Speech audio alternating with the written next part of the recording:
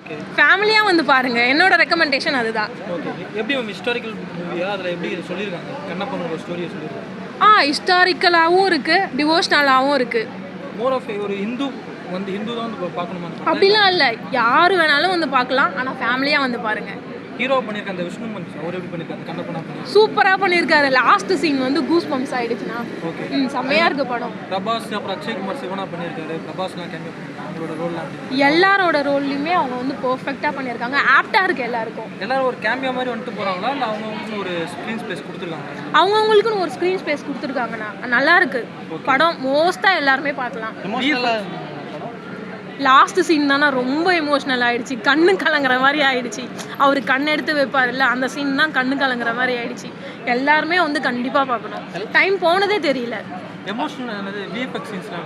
சூப்பராக இருந்ததுண்ணா, எல்லாமே சூப்பராக இருந்தது. சாங்ஸ்லாம் நல்லா இருக்கும். நல்லா இருந்ததுண்ணா. படம் 3 hours போகுது. உங்களுக்கு எங்கேயாச்சும் போர் அடிக்கிற மாதிரி ஏதாச்சும் அந்த சாங்ஸ் போர் அடிக்கிற அந்த மாதிரிலாம் இல்லைண்ணா, போனதே தெரியல. நல்லா இருக்கு. தமிழ் டப்பிங் எப்படி இருந்தது? ஏன்னா ஒரு தெலுங்கு படம் தமிழ் டப் பண்ணியிருக்காங்க. சூப்பராக பண்ணியிருக்காங்கண்ணா. அதெல்லாம் ஒரு தமிழ் படம் ஃபீல் கொடுக்குது அவங்களுக்கு. கொடுக்குதுண்ணா. நல்லா இருக்கு, எல்லாருமே பார்க்கலாம். ஓகே. அந்த கதையை கரெக்டாக சொல்லியிருக்காங்க. ரொம்ப எலாபரேட் பண்ணி சொல்லியிருக்காங்க. நம்ம ஷார்ட் அண்ட் ஃபார்மாக தான் அங்கே ஸ்கூலில் படிச்சிருப்போம். இப்போ விஷுவலாக பார்க்கும்போது கொஞ்சம் எலாபரேட் பண்ணி நல்லா புரிகிற மாதிரி சொல்லியிருக்காங்க. இந்த இயற்கை சூழலில் எடுத்திருக்காங்க. ஒரு செட்டோ அது மாதிரிலாம் எதுவும் போடாமல் நம்ம பாகுபலி மாதிரி படங்களில் பிரம்மாண்டமான செட்டை பார்த்துருப்போம். இதில் வந்து ஒவ்வொரு காட்சியுமே வந்து நியூசிலாண்டில் அந்த இயற்கை காட்சிகள் ரொம்ப நம்ம மனசுக்கு ரொம்ப இதமாக இருக்குது. ஸோ ஒவ்வொரு காட்சியுமே அவ்வளோ பியூட்டிஃபுல்லாக இருக்குது. ஸோ அதை வந்து நம்ம டைம் போகிறதே தெரியல. ஒவ்வொரு காட்சிகளையும் அதை பார்க்கும்போது ஆஹா எவ்வளோ அழகான காட்சிகளாக இருக்குது அப்படின்னு தோணுது. எல்லாத்தையும் மாரி அந்த லவ்வும் ரொம்ப அழகாக சொல்லியிருக்காங்க. சண்டை காட்சிகளும் ரொம்ப அற்புதமாக பண்ணியிருக்காங்க. அந்த பக்தியை வந்து கடைசி ஒரு 1/2 hour தன் கண்ணையே தானமாக கொடுக்குற அந்த காட்சிகள்லாம் உண்மையிலே பரவசம் மட்டும்தான் சொல்லுவேன். 10க்கு 9 கண்டிப்பாக கொடுக்கலாம் சார். எல்லாரையும் உண்மையிலே அது ஒரு பெருமையாக இருக்குது. இப்போ படமாக பார்க்கும்போது இவ்வளோ பெரிய படத்தில் நம்மளும் இருக்குமேன்ற ஒரு பெருமை, ஒரு சந்தோஷம். அது நடிக்கும்போதே அது இருந்தது. இப்போ படமாக பார்க்கும்போது இன்னும் அது பிரமிப்பாக இருக்குது. இல்லை, அது தேவைப்படுது. அது வந்து அந்த பக்தியை வந்து நம்ம டக்குன்னு ஒரே இதில் சொல்ல முடியாது இல்லையா? ஸோ அது கொஞ்சம் கொஞ்சமாக அந்த சிவனுடைய பக்தராக அவர் எப்படி மாறுறாருங்கிறத ஒரே காட்சியில் அப்படி சொல்கிறது வந்து அது நல்லா இருக்காது. அது கொஞ்சம் கொஞ்சமாக சொல்லும்போது தான் அது வந்து நமக்கு அந்த பரவசம் வருது. ஸோ அது அவசியம் தேவைப்படுது. அதனால் பண்ணியிருக்காங்க.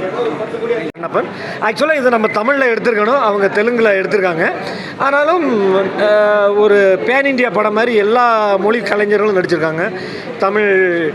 தமிழில் இருந்து சரத்குமார் சார், அப்புறம் மோகன்லால் சார், அப்புறம் அக்ஷய்குமார் வந்து சிவனா நடிச்சிருக்கிறாரு. நம்ம தென்னிந்தியாவில் இருக்கிற சிவன் வந்து மீசையோடு இருப்பாங்க. வட இந்தியாவில் இருக்கிற சிவன் வந்து மீசை இல்லாமல் இருக்கிறாங்க. அந்த சிவன் கதாபாத்திரத்துக்கு வந்து அந்த அக்ஷய்குமார் ஆகட்டும், பார்வதி கேரக்டருக்கு வந்து அந்த காஜல் அகர்வால் ஆகட்டும் நடிச்சிருக்காங்க. கெஸ்ட் ரோலாக பிரபாஸ் வந்து பண்ணியிருக்கிறாங்க, மோகன்லால் சார் பண்ணியிருக்காங்க, சரத்குமார் சார் பண்ணியிருக்காங்க. அப்புறம் நம்ம நடிகர் சம்பத்ராம் பண்ணியிருக்காரு. சம்பத்ராமெல்லாம் நிறைய தமிழ் படங்கள், விஜய் சார், அஜித் சார் படங்களில் நடித்த ஒரு நடிகர். மொத்தத்தில் வெறும் அந்த கண்டப்பர் கதை மாதிரியே எடுக்காமல் கொஞ்சம் கமர்ஷியலாக படத்துக்கு தகுந்த மாதிரி கொஞ்சம் சேர்த்துருக்காங்க.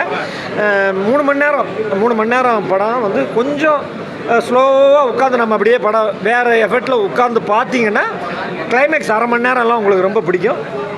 புல்லரிக்கிற காட்சிகள்லாம் இருக்குது. கடவுள் நம்பிக்கை உள்ளவங்க, கடவுள் நம்பிக்கை இல்லாதவங்க எல்லாருமே தாராளமாக பார்க்குற ஒரு படம் தான் வந்து இந்த கண்ணப்பன். ஒரு பேன் இண்டியா படம். எல்லோரும் தேட்டரில் வந்து தாராளமாக பார்க்கலாம். நன்றி, வணக்கம். Thank you so much. ஒரு 1/2 hour தூங்கிட்டேன்.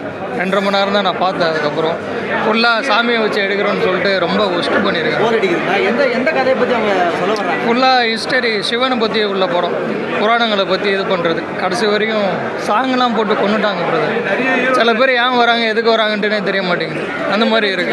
எல்லாருமே கரெக்டாக இருக்காங்களா? எல்லாம் ஈக்குவலான கேரக்டர் கொடுத்துருக்காங்க. எல்லாம் ஈக்குவலாக கொடுத்துருக்காங்க. அதெல்லாம் நைட் பண்ணியிருக்காங்க. ஹீரோக்கு வேறு ஹீரோ போட்டிருந்தா நல்லா இருந்திருக்கும். எதனால் அப்படி சொல்கிறீங்க? என்ன ரீசன்? வாய்ஸ் ஒரு ஓவர் இருக்க மாட்டேங்குது. நல்லா பாடி வச்சுருக்காரு தவிர ஆக்ஷன்ஸ் ஒன்றும் இருக்க மாட்டேங்குது.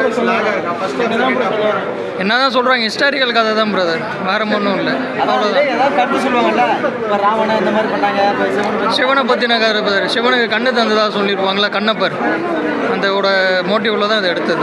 அவ்வளோதான். ஃபேமிலி ஆடியன்ஸ் பார்க்கலாமா? ஃபேமிலியாக வந்தால் நல்லா தூங்கிட்டு போகலாம். விஷுவல் ட்ரீட்லாம் சூப்பராக இருந்துச்சு. ஆக்டிங் எல்லாமே நல்லா பண்ணியிருக்காங்க. பிரபாஸ் வர சீன்ஸ் வந்துட்டு சூப்பராக இருக்குது. என்ன கான்செப்ட் என்ன சொல்ல வராங்க? ஆஸ் யூஷுவல் நமக்கு தெரியும் கண்ணப்பா கான்செப்ட் என்னது அப்படின்ட்டு. அவருக்கும் ஃபஸ்ட்டு பக்தி இருக்காது, இதுக்கப்புறம் வந்துட்டு பக்தி வர மாதிரி இது பண்ணுவாங்க. ஸோ அதே கான்செப்ட் தான். விஷ்ணு மஞ்சு எப்படி பண்ணியிருக்காங்க? விஷ்ணு மஞ்சு வந்துட்டு இதுக்கு முன்னாடி எல்லாமே நான் ஆக்ஷனை தான் பார்த்துருக்கேன். பட் இந்த ஜேர்னல் வந்துட்டு புதுசாக இருக்குது, நல்லா பண்ணியிருக்காரு அவரோட ரோல். ஆக்ஷன் சீக்வன்ஸ் வந்து சூப்பராக இருக்குது. 3 மணி நேரம் வந்துட்டு எங்கேயும் லேக் இல்லாமல் ஸ்மூத்தாக தான் ப்ரோ போகுது. எனக்கு எங்கேயும் லேக்காக ஃபீல் ஆகலை.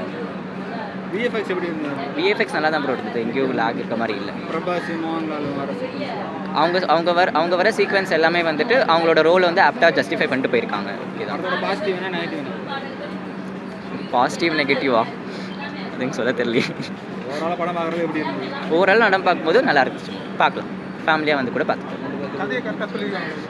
கதையை கரெக்டாக சொல்லியிருக்காங்க. ஆக்சுவலி நான் பார்த்த பழைய மூவிலேருந்து அந்த ஸ்டோரி அப்படியே தான் வந்திருக்கு. பட் பேக்ரவுண்ட் எல்லாமே சொல்லியிருக்காங்க, அது எவ்வளோ வரைக்கும் உண்மைன்னு தெரியாது. பட் அது ஒரு கனெக்ட் ஆகிட்டு போயிட்டுருக்கு, நல்லா இருக்கு.